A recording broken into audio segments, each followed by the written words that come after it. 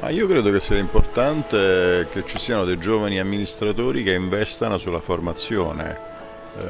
Non si diventa amministratori per caso, si può essere eletti per caso, ma poi bisogna, come dire, conquistare sul campo credibilità studiando, impegnandosi, approfondendo i problemi che sono oggi sempre più complessi. Per cui credo che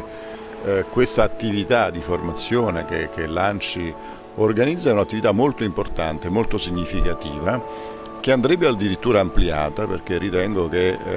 poi non è detto che soltanto i giovani abbiano bisogno di formazione, ma pure anche quelli di mezza età non sarebbe una cattiva cosa. Sì, lei si è impegnato in prima linea per questa firma dell'area vasta, per lo sviluppo appunto del territorio. Ce ne parli un po'?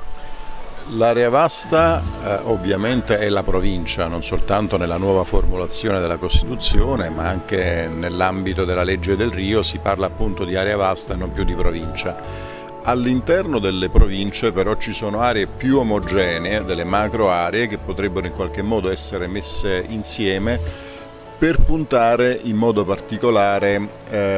alla programmazione dei fondi europei, superando i campanilismi e ragionando come se fossero un'area urbana più importante di almeno 50, 60, 70 mila abitanti. È quello che abbiamo provato a fare in Valle Ufita, nella Valle del Calore, nella Valle del Cervaro e del Miscano, cioè un pezzo della provincia di Avellino di circa 80.000 abitanti che coincide sia con l'area della programmazione sanitaria, distretto sanitario, piano di zona sociale, sia con quelli che sono le previsioni del PTR e del